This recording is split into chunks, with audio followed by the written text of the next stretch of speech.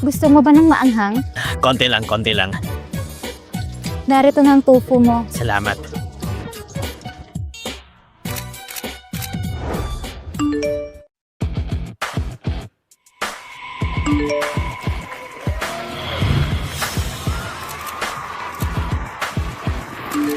Master, ikalawang master, ikatlong master. Nahanap na po namin si Miss. Tigil ang lahat ng trabaho. Pupuntahan ko ang aking kapatid.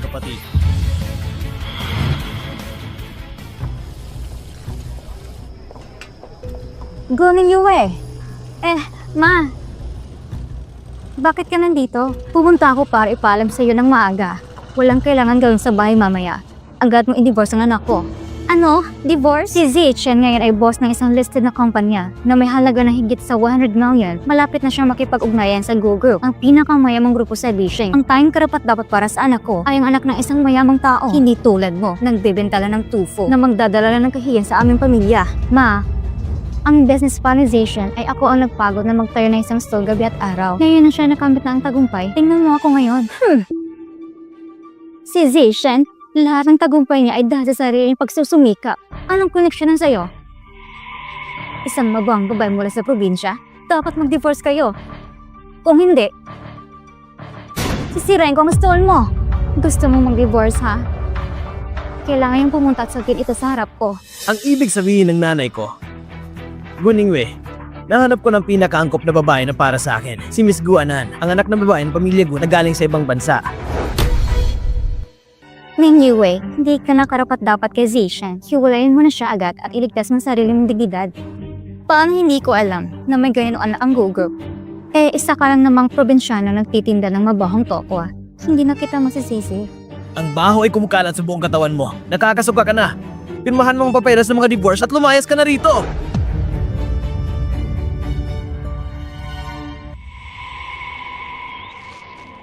Ngayon, nilalait mo ako dahil sa pagiging madulas at mabaho? Nung nagtinda ako para may makain ng pamilya mo, lumuhol ka pa sa harapan ko at sinabing mamahalin mo ako habang buhay. Huwag mo nang banggitin yan. Noon, naniwala pa ako sa'yo. Wala kang hiya. Nang makita kita nakasuot ng maayos, inisip kong may pera ka. Pero hindi ko akalain na isa ka palang mahirap. Peke pala ang lahat na suot mo. Walang kwenta ka. Mahal na mahal ako ng tatlo kong kapatid. Ang pagiging kasama ko ni Zichen ay makakatulong sa kanyang kumpanya na umangat. Hindi mo siya matutulungan. Isa ka lang tendera ng mabawang tokwa. Tumahimik ka! Isa ka lang kabit. Paano mo siya nagawang pagsalita ng ganyan, ha? Meng Zichen, ginawa mo sa akin ito para sa isang kabit? Ano ba itong pinagsasabi mo sa kanya? Bilisan mo at pirmahan mo na. Kung hahalangan mo kinabukasan ng anak ko, pagsisihan mo yan! Dahil sa pagiging kadiri mo, hindi ka man lang ginustong hawakan ang anak ko. Alam mo ba? Pirmahan mo na! Bilisan mo! Pirmahan mo na! Sobra na to. Sige. Pipirmahan ko.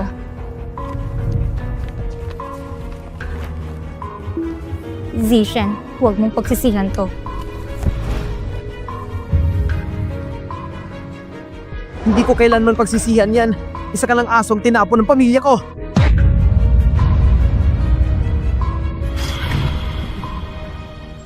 Tayo na.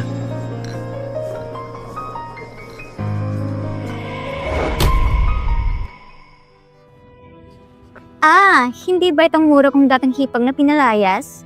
Umalis ka na. Ayaw kong makita ka. Ano bang ipinagmamalaki mo? Ikaw ang pinalayas ng kapatid ko. Sinasabi ko sa'yo, ang bago kong hipag ay anak ng Go Group. Ipinangako niyang ipakikilala ako sa idolo kong si Gu Yexiao, ang pangatlo niyang kapatid. Kapag nangyari yun, makakapasok ako sa industriya ng entertainment at magiging isang sikat na bituin.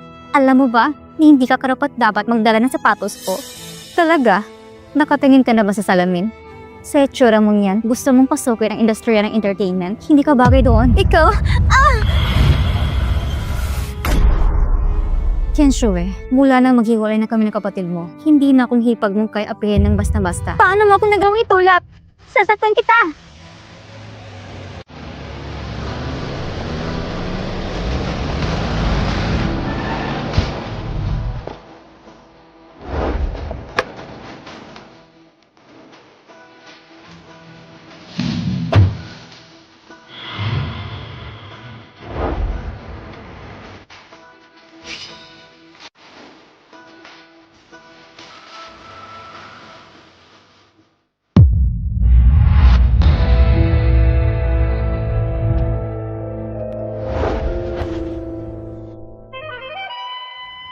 Yuy, ayos ka lang ba? Kuya, Bunso. kuya.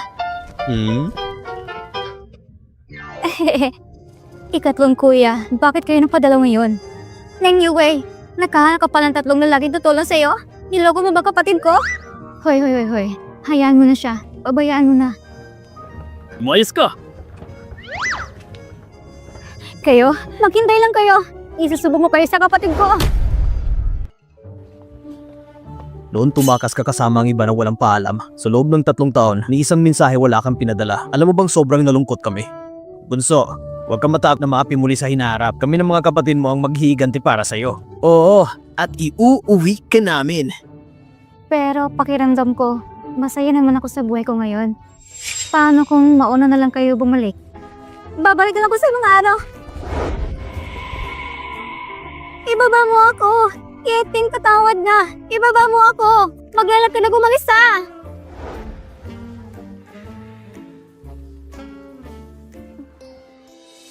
Ang sarap, mas marami pa. Sige, eto pa. Napaka-komportable pa rin sa bahay. Aunt Lou, balik na ang miss. Maganda ng masarap na pagkain. Opo, Ginoo.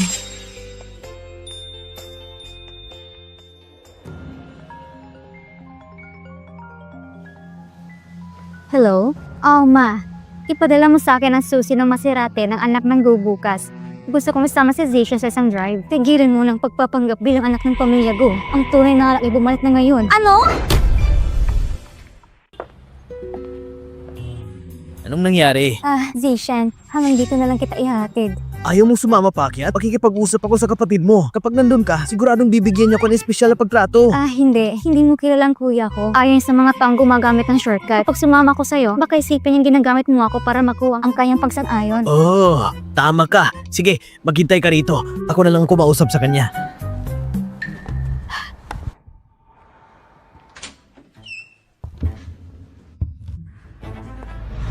Mr. Gu, bakit ikaw? Narito ako sa ngalan ng Go Group upang ipalam sa iyo na hindi pasado sa pamantayan ng iyong mga produkto. Kaya balat namin kansila ng pulo. Bakit ka nandito? Isang nagtitinda lang ng tofu. Paano mo nagawang makisawsaw sa mga Gu? Alam ko na. Nagpaganda ka para akitin ng mayamang lalaki tulad ni Mr. Gu. Ang galing mo rin ha. Pakirespeto naman. Kinakatawan ko ang Go Group. Ikaw, isang nagtitinda lang ng tofu. Ang lakas ng loob mong sabihin kinakatawan mong Gu Group. Kung ikaw ang kinakatawan ng Gu Group, edi ako si Gu Yiteng, ang presidente. Ning Yue, gusto kong malaman mo kung anong ginagawa mo. Sige na, sabihin mo kung sinong lalaki sa Gu Group ang nilalandi mo. Mas mabuti na yun kaysa sa'yo. Ikaw, yumaman lang dahil sa isang babae. Anong ginagawa mo? Anong ginagawa mo? Hindi ka maaaring manakit ng kahit sino. Nasa Gu Group ka. Hindi namin tinetolerate ang ganyang pag-aasta. Mr. Gu, hindi ba't pag-uusapan natin ang proposal? Bakit biglang nagbago ang isip mo? Hindi ba't malinaw ang piniliwanag ni Ning Yue? Ang mga produkto ng pamilyang Ming, ang ganitong klase ng produkto ay hindi karapat-dapat. Sandali, Mr. Gu. Dahil sa parang pamilya na tayo, pwede mo ba akong bigyan ng isa pang pagkakataon? Ako na mismo ang bababa sa production department para siguraduhin na magiging ayon sa iyong kagustuhan. Ano sa tingin mo? Isipin mo naman. Bayaw mo pa rin ako, hindi ba? Hindi mo ba naisip yun noon? Pinakitunguhan mo ng masama si Yue. Nakakadiri. Pamilya? Assistant Jin. Tapon ng taong to palabas. Huwag nang hiya makipag-ugnayan pa siya sa Gu Group. Mr. Gu! Mr. Gu! Bilisan niyo at itapon siya palabas. Yue! Siguradong ikaw may pagkalan nito! Hoy! Bitawan niyo ako! Mga walang hiya kayo! Alam niyo ba kung sino ako? Ako ang sindahan ng miss niyo! Mga walang puso kayo! Zishan, ayos ka lang ba? Tumigil ka sa pagsasalita! Si Ning Yue ang babaeng yon. Hindi ko alam paano siya nakasambot kay Gu Yiteng. Sabi niya may depekto ng produkto ko. Ayaw niya na makipag-cooperate sa akin. Ano? Si Ning Yue? Hindi ba kakahiwalay niyo lang? Paano siya naging konektado sa kapatid ko? Ang walang hiya yun, siguradong naisip niyang hindi na siya makakuha ng pera mula sa akin. Kaya tumakbo siya kay Gu Yiteng. Pwede mo ba siyang kausapin? Para bigyan ako ng isa pang pagkakataon? Ano? Paano? Hindi ba't ikaw na nag-iisang kapatid na babae ni Gu Yiteng? Kung hindi mo ako tutulungan, wala nang ibang makakatulong sa akin. Sige, tutulungan kita. Tiyak na tutulungan ako ng kapatid ko. Mahal na mahal niya ako. Halika na, punta natin siya.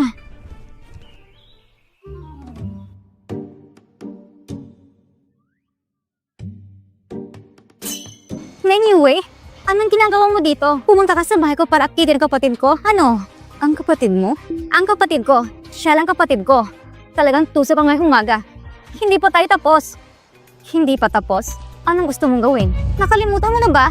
Ako ang tunay na anak ng pamilya ko. Nakalimutan mo na ba? Ako ang tunay na anak ng pamilya ko. Ginang Liu, palayasin mo siya agad. Anong ginagawa mo, ha? Kung mapahiya ako, madalaman ng lahat ang tunay kong pagkatao at mawawalan ka ng trabaho. Ginang Liu, bilisan na at palayasin mo siya! Tama na. Yung sinasabi mo tungkol sa kanya. Parang galit na galit sa akin ang tunay na anak ng pamilya ko. Alam mo na, bakit hindi ka dalang lumayas? Ikaw, na nagtitinda ng mabawang tofu, kakahiwalay mo pala kay Zishen, tapos ngayon gusto mo akitin kapatid ko? Mas mabuti na yun kaysa sa ibang tao dyan na naninira ng pamilya at nagmamadaling maging kabit. Ikaw!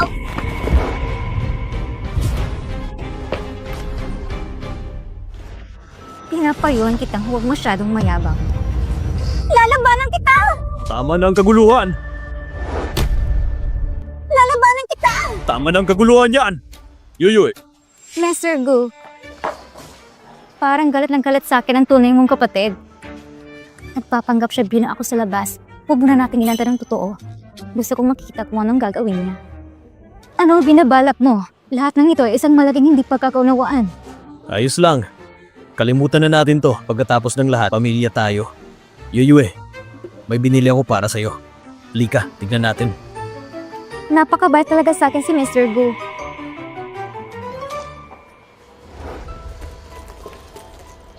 Tingnan mo si Kuya Yiteng. Hinagin ako ng masamang tingin. 2 taon na ako nakatira sa bahay ng pamilya ko. Si Ning Yue, ang malanding babaeng yun. Napakatuso niya, kaya niya nalito si Yiteng. Pero balang araw, malalaman din ang tuloy na yung pagkatao. Makinig ka sa akin. Isang payo para sa ating mga hindi sinilang na may gintong kutsara. Huwag mong udyukin si Miss Ning Yue. Ikaw ang mababang estado. Ikaw ang hindi makakalipad sa gintong pugad. Ayaw kong maging katulad mo habang buhay. Tagahanda ng tsaa, tagapagsali ng tubig, at tagalinis ng bahay. Hinabalaan kita. Kapag ibinunyag ng tunay kong pagkatao sa pamilya ko, sasabihin ko sa singural kong manap na pabagsagin ka. Hindi nagtagal matapos kang umalis sa bahay. Dumating si Anan, anak ni Manang Liu, dito sa Beijing. Kaya tinuring namin si Anan bilang bahagi ng pamilya. Pero hindi namin inaasahan na magpapanggap siya bilang ikaw. Talagang inangkin na niya ang pagiging mayaman matapos ng 2 taon ng paninirahan dito. Huwag kang mag-alala. Sinabi namin noon sa publiko na nag-aral ka sa ibang bansa. Ngayon na bumalik ka na, magpapahanda ako ng isang granding welcome party para sa iyo sa Binsui Hotel. Ipapahayag ko na lahat ng tunay mong pagkatao. Dapat na matigil ang kasinungaling na guwanaan. Maraming salamat, Kuya. Ano? Bakit ka binugbog na walang hiyang si Gu Yiting? Hindi ba si Gu Yiting ang nakakatanda mong kapatid? Bakit kinakampihan niya pa si Ning Yue? Nahumalan ng masyado si Kuya kay Ning Yue, kaya siya lang ang pinakikinggan niya ngayon. Yan ang sinasabi ko. Paano naman masusuportahan ng babaeng yan? Ang negosyo ng anak ko kung nagtitinda lang siya ng mabahong tofu. Walang duda na ginagamit lang niyang katawan niya para kumita ng pera. Siguradong hindi lang si Gu Yiting ang lalaking naaakit niya. Dinala pa niya ang 3 lalaki niya noon. Malalaki siyang umaalala sa kanya at gusto pa akong saktan. Ang malanding babae na yan. May handaan ng pamilya Gu sa Binsui Hotel para sa pagbabalik ng anak nilang si Miss Gu. Kita mo, mahal pa rin ako ng kuya ko. Dapat siyang humingi ng tawad sa akin. Isinasama ko ng pinsan ko doon ngayon. Guan An, gusto ko lang ipaalam sa'yo na darating na ng pangatong kapatid mo si Gu Yuxiao.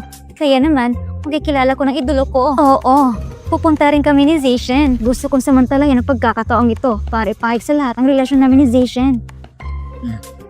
Ate, asawa ng pinsan ko, pwede ba? Ikaw naman ang bida sa piging na ito. Pwede mong isamang kahit sino o baka naman nagsisinungaling ka lang na hindi ka talagang anak ng pamilya ko. Ano? Imposible. Ako ang tunay na anak ng pamilya ko. Ang handa na ito ay para sa akin. Pwede ko isamang kahit sino. Kung gusto ko isama kayo, isasama ko kayo. Tara na.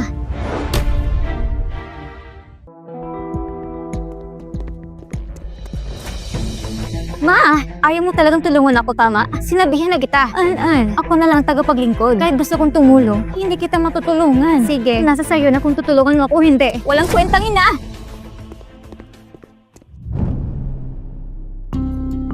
Go, An. Hindi ka pa rititig sa pagpapanggap na ako, ha? Sige, makikipaglaro ako sa'yo. Ano? Hindi pupunta ang batang babae sa pagbabalik na handaan? Tumakas siya. Pabalik lang siya ng bansa. Ngayon, hindi na alam ng kahit sino kung nasan siya. Ganun ba?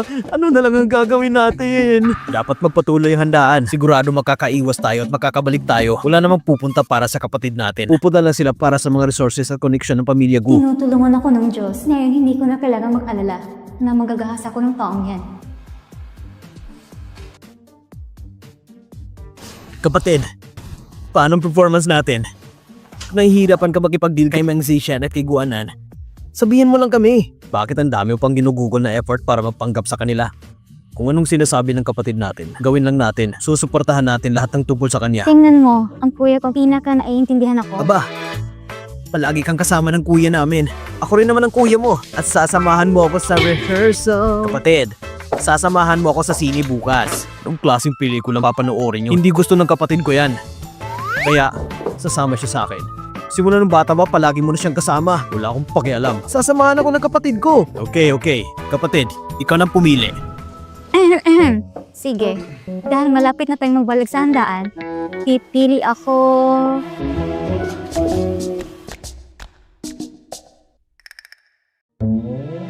Matutulungan sa bahay. Ha?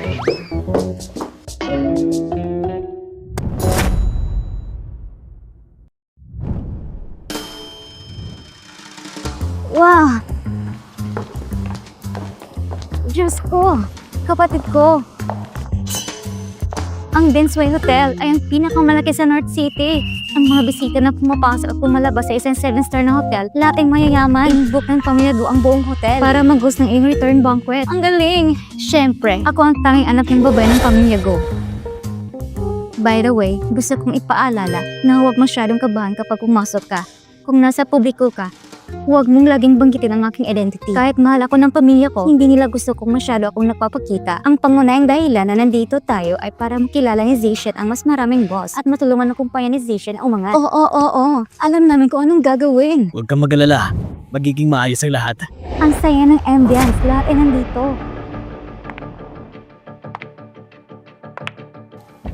Nang Yue, bakit ka nandito? Hinira mo ang proposal ko na nakaraan. Hindi ba ako tama sa'yo? Anong nangyari? Gusto mo pa bang manakit ng tao?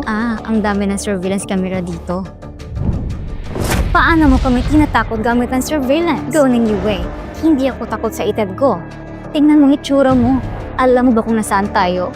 Kahit magyabang ka, hindi mo kayang bayaran ng tubo sa Densway Hotel. Nakalimutan ko. Pwede ka pala magbenta ng sarili mo. Hindi mo nga alam kung sexy ka o hindi. Hoy tita, hindi mo maintindihan. Hindi mo matutukoy kung sexy ang isang tao sa pangamoy. Kasi, mga 8 milya ang layo. Kasi mas karapat dapat ako kaysa sa inyo na naririto. Hindi tulad mo, dumating dito na hindi inimbitahan.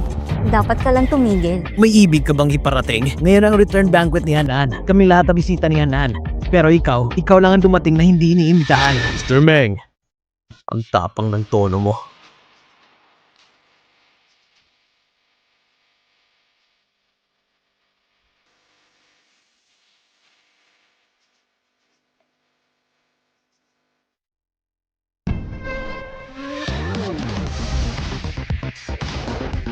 Mr. Meng, ang lakas ng tono mo.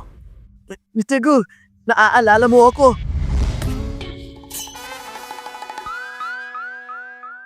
Mr. Go, anong ginagawa mo? Ginagaya ko lang ang pagbubugbog ng tita ko. Ngayon ang homecoming party ng kapatid ko. Kung may mga has na gumawa ng gulo, huwag mo akong sisihin. Tara na, ihatid na kita para magpalit ng bagong biling damit. Paano nangyari? Ate, pinapasok lang nila si Ning Yue, hindi man lang tumingin sa'yo? Hindi mo man nakita na napangiti si Yeting sa'kin? Tsaka sabi ko naman sa'yo, manatiling low profile. Zishan, okay ka lang ba? Ayos lang ako.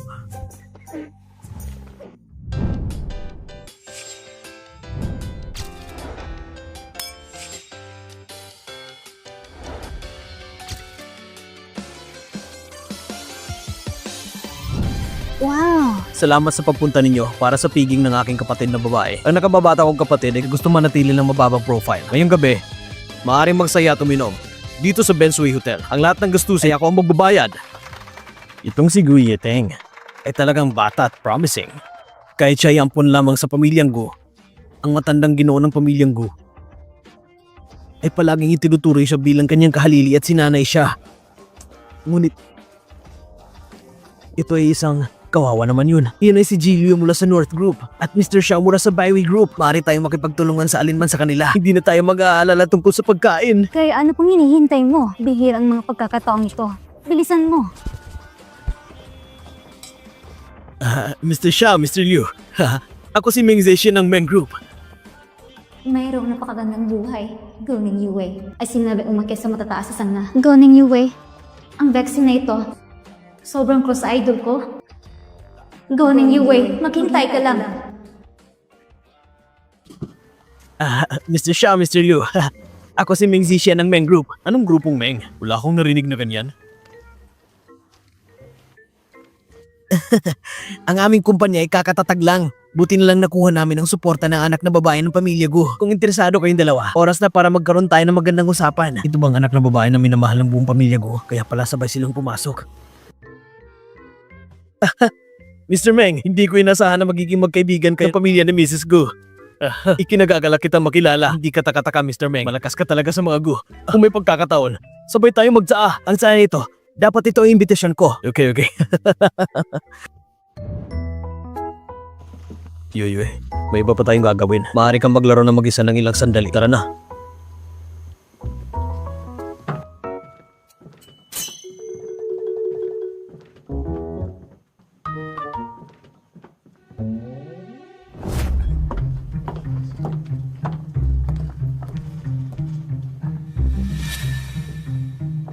Oops, pasensya. Nadumisan kong damit mo. Sinadya mo yun? Oo, sinasadya ko. Kailangan ba ng dahilan para hindi ka matapunan? Kailangan ba ng dahilan para hindi ka matapunan? Alam mo ba, magkano ang halaga nitong palda ko at naglakas loob ka lang natapunan ako ng inumin? Yung tono ay napaka-arogante. Isa kang kawawang bastardo na nagbibenta ng mabahong tokwa. Gaano kalaga isang damit na maaaring arkilahin? At gusto mo pa rin imukang yung bibig, narito ang 500 yuan. Pagkatapos ay bumili ka ng bagong damit. Iwan ko muna kayong dalawa. Ate, napakabuti mo talagang tao. Karapat dapat lamang namang sa maruming damit. Kakawap pa rin siya ng buntot sa iyo na parang aso. Oh, An-An. Espesyal na inhandang damit na suot ko. Para sa piging na ngayon. Ito ay nagkakahalaga ng 2 milyon. 2 milyon? Alam mo ba kung gaano karaming mga zero ang nasa likod ng 2 milyon? Naglakas daw ka magpanggap na magsuot ng damit. Nagkahalaga ng 2 milyon? Namang sira-sira damit na tulad mo? Hindi mo maaaring saktan si Anan. At walang hiya sa pagsabi mo halaga sa 2 milyong dolyar? Baliw ka sa pera?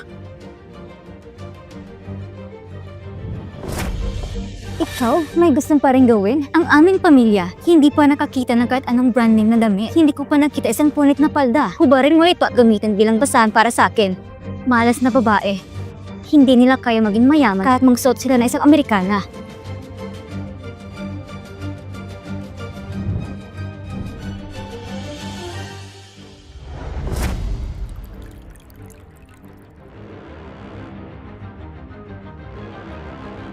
Ngayon, iyong 2 milyon ay ganap na nawala. Iyong 2 milyon ay ganap na nawala.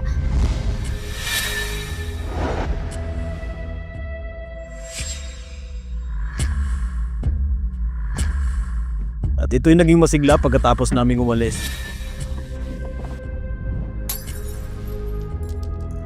Ang babae ito, Mr. Gu. Sinubukan niyang scam si Anan. Naglakas loob parang i-blackmail kami ngayon.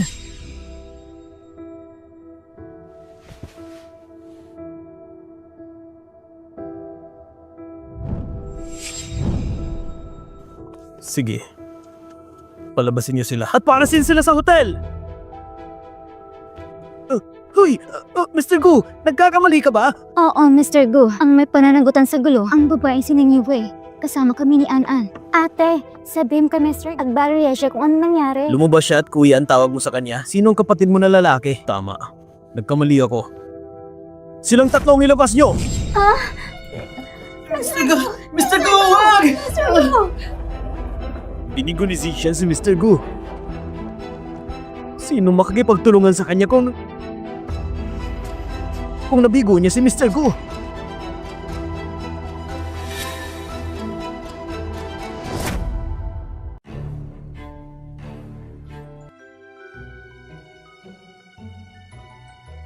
Lanki, Yishaw, ilabas niyo siya. Pakiusap, Miss An-An.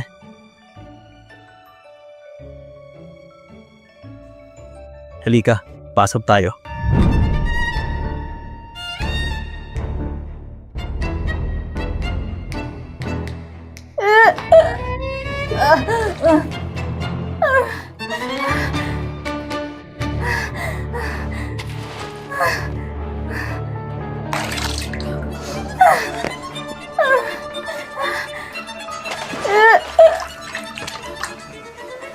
Tama na. Kuya Yeteng, alam kong mali ako. Yuyue, nadungisan niya ang palda mo, di ba? Anan, ang palda na yon ay 2 milyon. Sabihin mo sa akin kung paano mo ito babayaran. Kuya Yeteng, alam mo namang wala akong pera para babayaran. Si Ning Yue, siya isang kalapating mababang hipad. Session Goblin. Anan, paulit-ulit mong ginagamit ang aking pagkakilanlan bilang aking nakakabatang kapatid na babae para manlinlang. Ano? Ikaw ba talagang peke anak ng pamilya ko?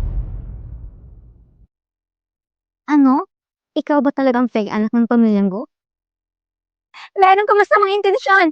Maya-maya, ituturing ka ng pamilya ko parang basura. Mr. Go, hindi mo gagawin sa akin ito, di ba? Yuyue, ano ba dapat ang gawin ko? Well, kung kaya ni An-An, nayum ko sa harap ko at humingi ng tawad. Bilang mabuting tao, marami akong papakatawad para sa iyo. Gusto mo lang makitang katawa-tawa. Mayroon pa bang sapat na mga biro? Ikaw? Hindi ka mawawalan kahit 1 sentimo, kundi 2 milyon. Wala akong sapat na ganyang pera. Nasaktan ko ang pamilyang ko. Paano po mapapangasawa sa Zacian at naging ang asawa ng mayamang pamilya? Ito'y paghingi na ng tawad. Wala namang ibang makakakita nito. Patawad. Pakilakasan. Hindi ko marinig. Sorry. Sabi ko patawad. Ay, kalimutan mo na. Medyo pagod na ako. Mauna na tayo.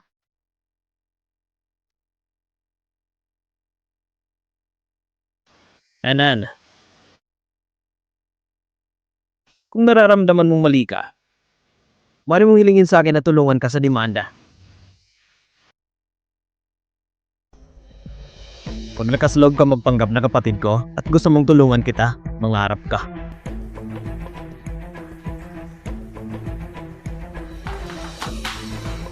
Going your way. Hintayin mo lang ako. Babalikan kita. Ako'y maghihigante. Napaka-bully nito.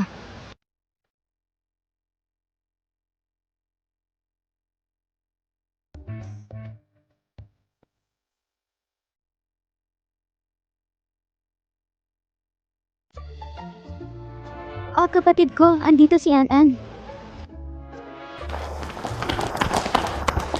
An-An, ano nangyari? An-An, bakit ang iyong mga kapatid galit sa atin? Nasundan mo na ba? Piliwanag nila ito na malinaw. Sabi ko ito dahil kay Ning Yue. Si Ning Yue, may sinabi siyang masama tungkol sa'yo sa harap ng mga kapatid ko. Tining Yue, ang babaeng yun. Hindi ko inaasahan na ganito pala siya. Ah, may magandang ideya ko. Ang mabuting paraan ay para makita ni Goyete ang totoong mukha ni Ning Yue. Kapatid, hintayin mo ako. Pagkatapos susunduin kita. Pagkatapos sa aking trabaho. Okay, maghihintay ako sa'yo. Nakita mo na ba siya? Nakita ko na. Huwag kang mag-alala.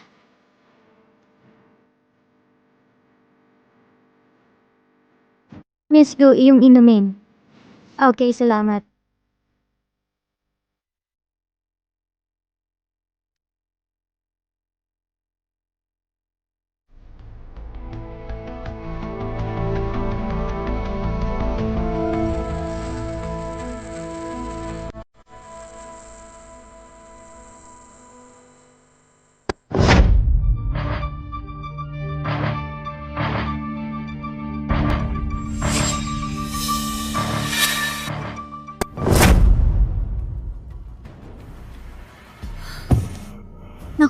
Nadroga ako.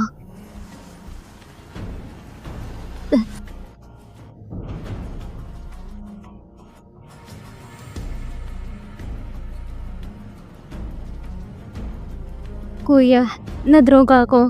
Halika at iligtas mo ako. Hoy, tingnan mo. Umakyat tayo. Kukunin natin siya ng video na nasa kama kasama ibang lalaki. Hindi ako naniniwala ng aking kuyang manloloko pa rin siya sa kagandahan niya.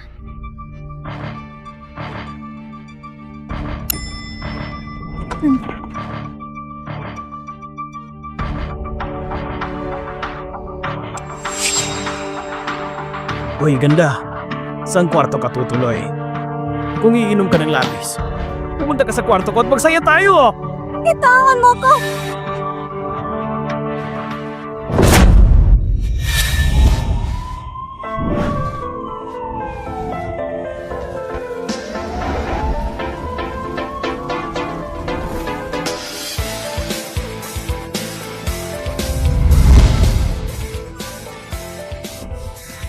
Siyang naglakas loob na hawakan ng lolo mo. Magandang batang lalaki. Ang lakas ng loob mo hawakan! Ako si Guyiteng, ang taong bubugbog sa'yo.